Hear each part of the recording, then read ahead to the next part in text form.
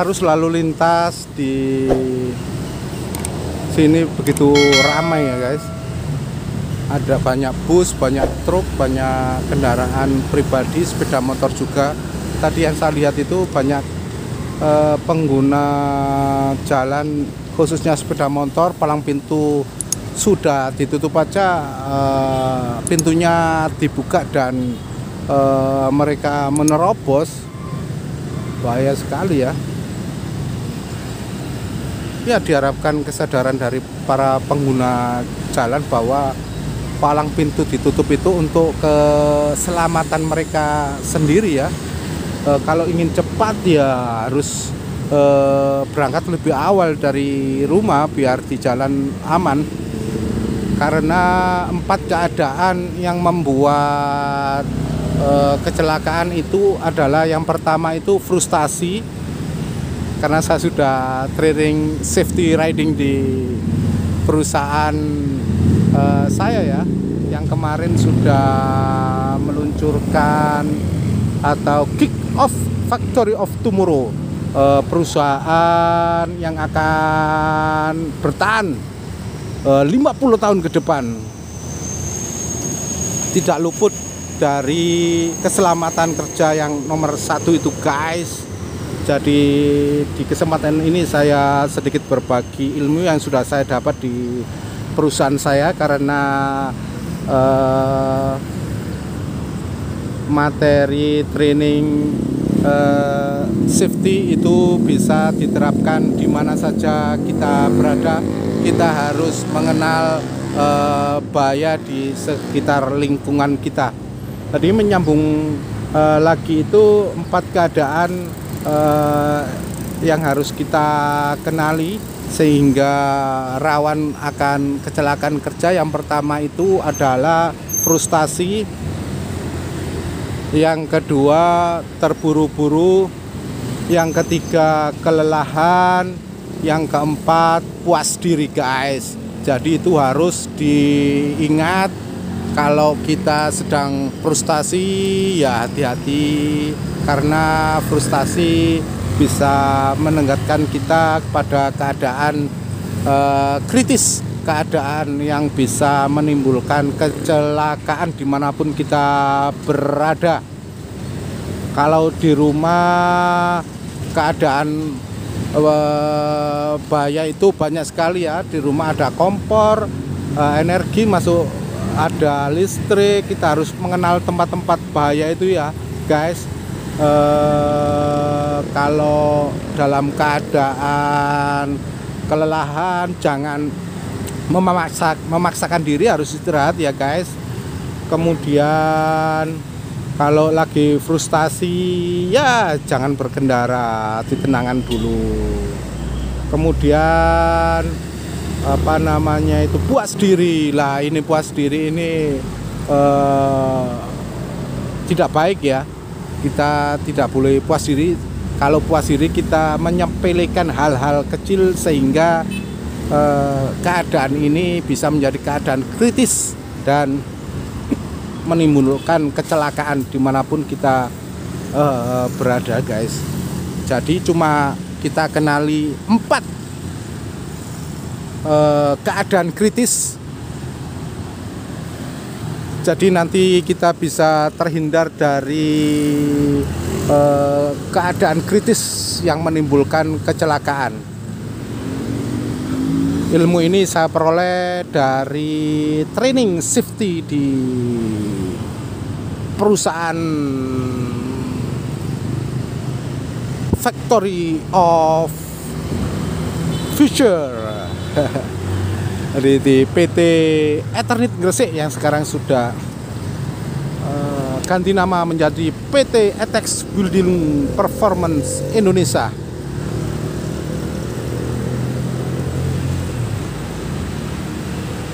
Dimana saya harus bersyukur karena di perusahaan ini mengedepankan keselamatan kerja di atas segalanya. Jadi keselamatan karyawan itu nomor 1, karena karyawan itu adalah investasi perusahaan guys. Saya ulangi lagi, 4 keadaan kritis ini harus kita tahu ya, agar terhindar dari kecelakaan baik di tempat kerja, di jalan maupun di rumah.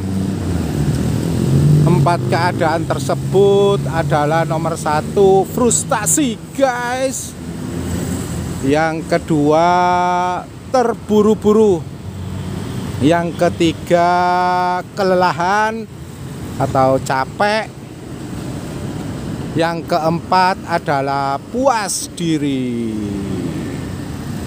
Jadi kita harus mengenal keadaan ini pada diri kita sendiri. Kalau keadaan kita sekarang lagi frustasi karena di suatu keadaan, ya kita harus menenangkan diri, jangan berkendara, atau sedang kerja ya harus ditenangkan, karena nanti bisa melukai orang lain, menyebabkan kecelakaan tidak hanya diri kita tapi orang lain. Jadi kalau kita sedang frustasi, ya sebaiknya istirahat di rumah, minum obat, berdoa, bersyukur biar tidak frustasi guys. Semua persoalan pasti, lah itu gentanya berbunyi guys, artinya kereta api akan datang.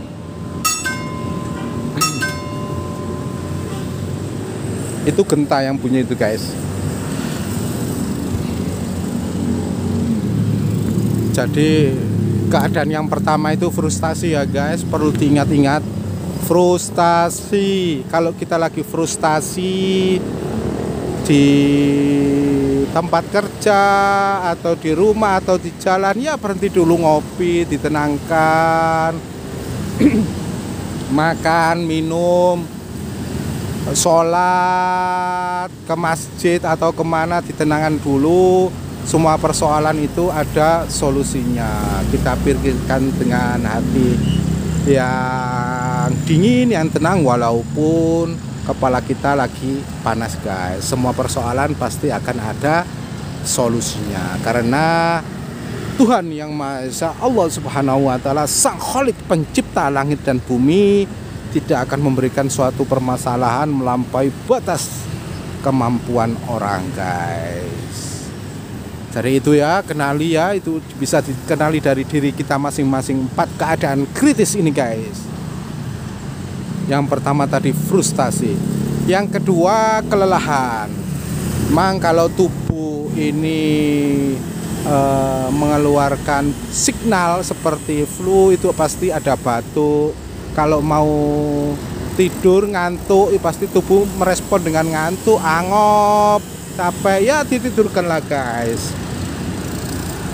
Jangan memaksakan kehendak. Kalau keadaan sakit ya izin ke perusahaan, ke mandornya, ke atasannya langsung. Pasti kalau kita menjelaskannya dengan baik, ada surat dokternya, perusahaan pasti akan memakluminya, memahaminya. Yang penting kita jujur ya guys. Nah itu sudah bunyi, artinya palang pintu akan segera ditutup oleh petugas di pos KI JPL 475 stasiun. Sudah ditutup itu guys, stasiun Tanggulangin. Keadaan yang ketiga adalah buru-buru guys. Kadang kita kalau ke tempat kerja itu dimepetkan waktunya, sehingga di jalan kita ngebut. Lah ini keadaan terburu-buru ini yang dari arah selatan itu guys, yang membuat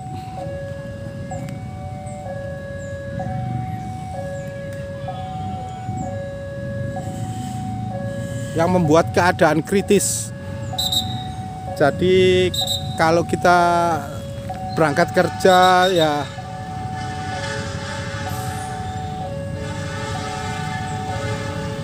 Tuh kereta guys. Wow, kereta hijau. Luar biasa. Pak!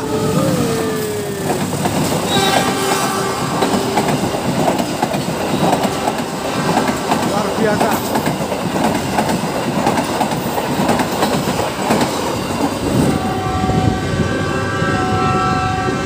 Sudah dibuka itu guys. Ini tadi alhamdulillah ya nggak ada kendaraan yang menerobos palang pintu yang sudah ditutup. Alhamdulillah, mudah-mudahan kesadaran masyarakat semakin tinggi ya, karena memang Dinas Perhubungan itu sudah memperingatkan melalui rambu-rambu 100 meter sebelum palang pintu agar para pengguna jalan raya bisa lebih waspada terkait bahaya, potensi bahaya di perlintasan kereta api, karena harus didahulukan laju kereta api ya guys. Jadi jikalau ada rambu-rambu perlintasan kereta api, kurangi kecepatan guys, tengok kanan kiri sebelum melaju, karena kereta api itu tidak bisa berhenti guys. Jadi harus didahulukan, kita harus berhenti untuk keselamatan kita bersama. Oleh karena itu diperlukan pos-pos di setiap pertemuan jalan dan juga kereta api dijaga. Dan dibutuhkan kesadaran pengguna kereta api, kalau palang pintu sudah ditutup petugas ya jangan diterobos, ya berhenti. Nah, barang berapa menit sih, sehingga banyak kecelakaan di perlintasan kereta api tidak akan terjadi lagi guys, karena nyawa itu sangat berharga ya, kita harus menjaganya ya. Nggak tahu lagi kalau nyawanya banyak. Guys, kita sambung lagi nanti cerita terkait safety. Jadi itu tadi yang saya tekankan, 4 keadaan kritis dihafalkan dulu guys ya, itu dikenali dari diri kita masing-masing, bukan orang lain.